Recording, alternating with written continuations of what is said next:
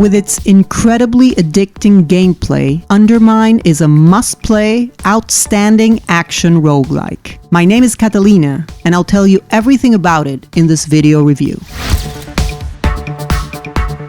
I've always thought that the early access model was a double-edged sword. Some games can afford to be launched unfinished and still be amazing experiences, not only because of what they offer at the start, but also due to the development that the players themselves see as the game is updated. I'm pleased to say that UnderMine is one of these rarefied titles that only gets better with time, reaching its official release date with everything coming up roses. When I wrote my first impressions around 2018, the game was already good. An action-adventure roguelike developed by Thorium, where a large line of disposable miners enter the depths of a mine to discover the origin of the mysterious tremors shaking the site. Our only weapons were the ever-versatile miner's pickaxe, ideal for attacking or as a throwing weapon, some bombs, our faithful canary, and all the skill earned from uncountable trials and errors. It's easy to understand UnderMine, especially if you've already played other similar games, particularly the absolute classic The Binding of Isaac. Our martyr adventurer must explore room after room of each floor of the mine, defeating increasingly dangerous enemies and taking advantage of everything he can find on the way in order to increase his powers or gain new ones. While some will directly improve our basic abilities, longer attack range, increased strike speed, others will markedly change our gaming style. Since the luck element defines the roguelike nature of the game, which is to say that the maps and content are created procedurally, most of the time we'll have to adapt on the fly to whatever the game gives us, and they won't always be good things. But we'll talk more about that later.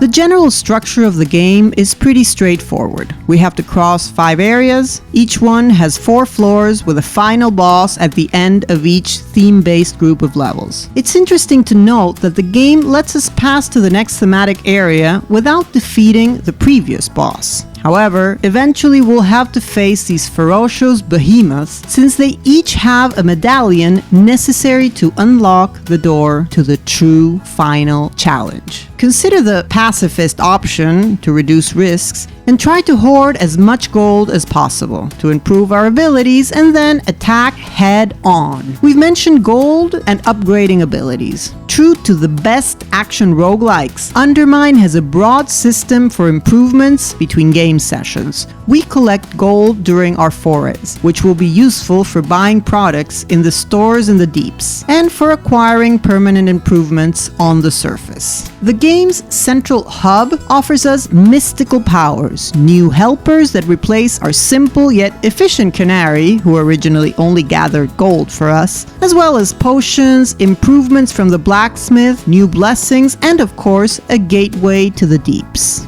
Many of these additional upgrades must first be enabled by finding a specified item or NPC somewhere in the mines, but the effort will be worth it.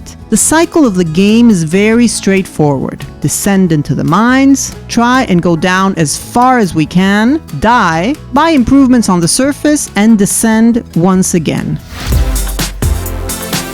While the cycle's certainly direct, it's also extremely long. Each foray into the mine can take a surprising amount of time. Personally, there have been times when I've taken almost 2 hours to finish a single descent. At a certain point, we find convenient shortcuts to go down a level, which gives us a handful of improvements to compensate for the increased difficulty we'll find. But if we want to get down there with as many upgrades and as much gold as possible, especially when the cost of improvements at the hub reached dizzying numbers, we have no other choice but going all the way without shortcuts. There'll be marathon sessions, long and complex, but also profoundly satisfying. All this is due to one of UnderMine's strongest points, its gameplay. It's very hard to explain in words how good it feels to be playing UnderMine. We can start by praising its beautiful visuals and sound, a set of extremely pretty pixel art graphics filled with details and effects that make each place unique. The controls for our MC are quite appropriate. although there are a few details here and there that we'll have to get used to. For instance, we can jump to avoid obstacles and some enemy attacks, but controlling the leap can be difficult in rooms with hazardous terrain, with holes or spikes, for instance. Ranged attack is a good option, but we must remember that we can't attack directly when our pickaxe is flying around. The game's flow is perfectly balanced, and the procedural construction system of each map always brings surprises, of the good and the bad kind. And having said this, we can move forward to the game's most delicate point, its extreme difficulty.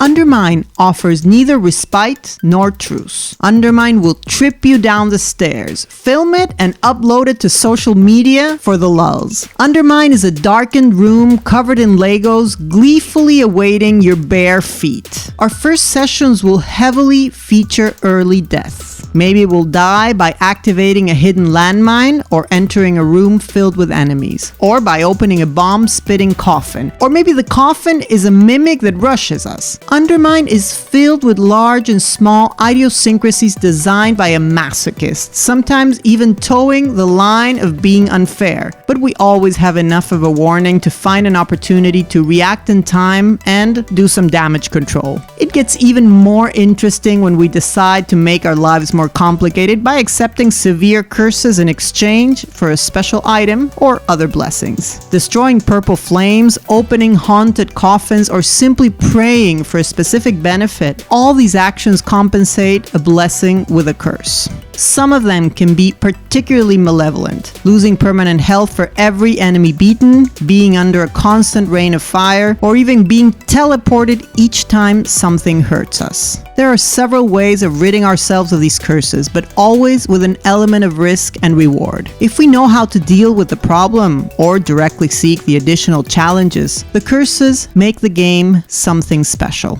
And this is the best description for UnderMine. It's something special. I could go on for hours about the cool things that the title has to offer, its careful design, but it's enough to say that it's one of those games that are released but rarely, that every part is awesome, and that it doesn't really have any issues, since even its extreme difficulty is a design choice. UnderMine is built to punish, but also to reward those who overcome the challenge with effort and skill. It is always a pleasure to return and play, and it may surreptitiously steal hours upon hours of our lives without apparent effort.